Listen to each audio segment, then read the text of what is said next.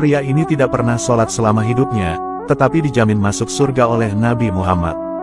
Di masa Rasulullah Shallallahu Alaihi Wasallam, dahulu ada seorang pria yang bernama Amru bin Sabit bin Waqshi. Ia juga dikenal dengan nama Usairim dari Bani Abdul Ashal. Awalnya, ia dulunya menolak untuk memeluk agama Islam karena kaumnya. Suatu hari Islam telah menyebar luas di kota Yasrib atau Madinah di bawah pimpinan sahabat Mus'ab bin Umair dan Asad bin Zuroroh. Banyak kaum Bani Abdul Ashal baik pria maupun wanita yang masuk Islam termasuk di dalamnya kabilah Aus yang waktu itu di bawah pimpinan Sa'ad bin Mu'az. Semua telah memeluk agama Islam kecuali hanya seorang yang belum mau, yaitu Amru bin Sabit. Pada tahun 3 Hijriah atau bertepatan dengan tahun 625 Masehi, suatu hari Amru mencari keberadaan Sa'ad bin Mu'az namun tidak ketemu. Dan, lalu didapati informasi kalau Sa'ad dan kaumnya yaitu umat Islam tengah ikut berjuang bersama Rasulullah di Uhud. Mendapati informasi demikian itu, jiwa Amru bin Sabit mulai tumbuh benih cinta terhadap Islam. Allah Subhanahu wa Ta'ala lalu memberikan benih-benih hidayah dalam hatinya. Di waktu itu juga, ia mendeklarasikan dirinya memeluk agama Islam. Kemudian ia mengambil tombak, pedang, dan peralatan perangnya. Kemudian, pergilah Amru bin Sabit menyusul Rasulullah dan umat Islam di Uhud untuk bergabung ikut perang dengan menunggangi kuda. Sesampainya di Uhud, orang-orang Islam di sana bertanya kepada Amru, "Kamu datang kemari untuk apa wahai Amru?" Amru lantas menjawab, "Sungguh sebenarnya aku sudah beriman." Di saat itulah kemudian Amru bin Sabit ikut dalam pertempuran perang Badar bersama Rasulullah dan pasukan Muslim. Namun dalam perang itu, Amru mengalami luka-luka yang cukup serius. Setelah peperangan usai, beberapa kaum muslimin dari Bani Abdul Ashal mencari para korban perang yang telah gugur atau syahid. Dan, tiba-tiba mereka menjumpai sosok Amru bin Sabit yang menjadi korban perang dengan kondisi tak berdaya. Mereka lalu bertanya kepada Amru, "Wahai Amru, untuk apa kamu datang kemari? Apakah dirimu ingin berperang demi kaummu atau mau memeluk masuk agama Islam?"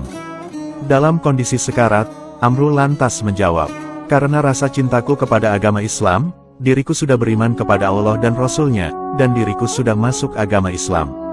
Kemudian aku ambil pedangku, lalu aku maju bersama Rasulullah, dan diriku berperang sampai aku terkena serangan." Amru lalu melanjutkan perkataannya, "Jika diriku mati, maka hartaku kuberikan kepada Nabi Muhammad yang bisa dipakainya sesuai dengan yang diinginkannya." Dan tidak lama kemudian, Amru bin Sabit akhirnya menghembuskan nafas terakhirnya dan wafat meninggal dunia. Setelah itu, Nabi Muhammad SAW mendengar adanya kisah Amru bin Sabit dan berkata, "Sesungguhnya, dia adalah termasuk penghuni surga." Lalu, ada seseorang yang mengatakan bahwa Amru bin Sabit belum pernah melaksanakan sholat sama sekali. Dari sinilah kemudian Nabi Muhammad bersabda, "Amalan sedikit dan pahala banyak." Kisah ini memang terdengar sangat mengganjal di telinga kita, di mana ternyata ada orang-orang yang sama sekali tidak pernah melaksanakan sholat 5 waktu, tetapi Allah masukkan mereka ke dalam surga. Namun, ada juga kisah orang-orang yang rajin sholat, rajin sedekah, rajin puasa, rajin beribadah, tetapi Allah malah memasukkan mereka ke dalam neraka. Kisah ini menjadi bukti kalau amal ibadah seseorang tidak menjamin dirinya bisa masuk ke dalam surga. Hanya Allah Subhanahu wa Ta'ala lah yang berhak memutuskan nasib para hamba-hambanya dengan rahmatnya di akhirat kelak. Hanya Allah yang mampu mengetahui perilaku dan hati para hamba-hambanya. Rasulullah Shallallahu Alaihi Wasallam pernah bersabda, "Amal seseorang tidak akan memasukkan seseorang ke dalam surga." "Engkau juga tidak wahai Rasulullah?" tanya beberapa sahabat.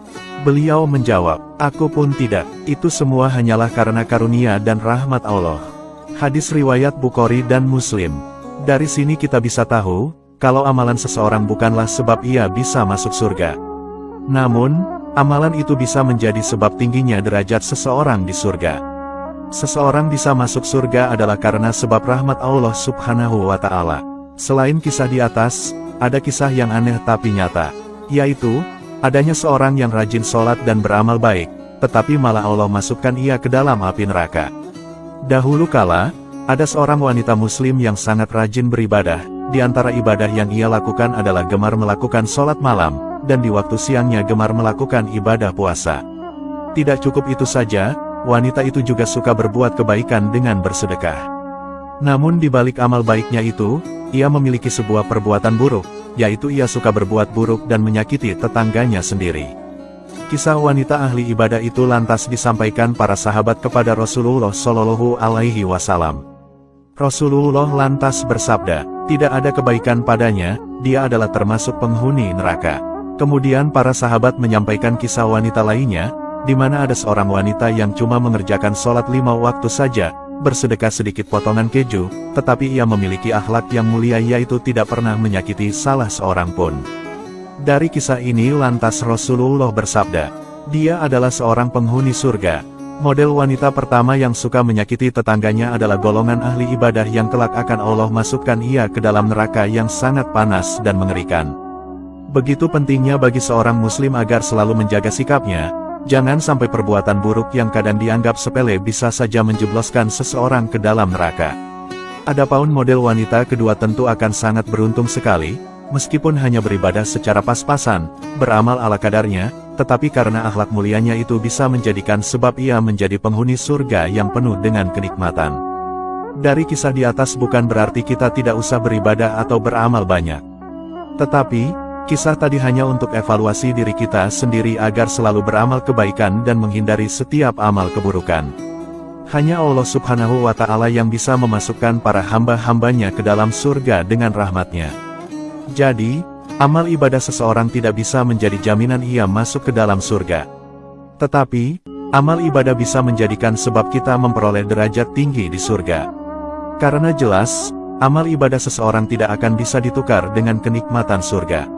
Amal ibadah seorang selama 80 tahun misalnya, tentu tidak sebanding dan tidak bisa ditebus dengan nikmat surga yang abadi selamanya. Semoga kisah ini bermanfaat. Wallahu a'lamu bishawab.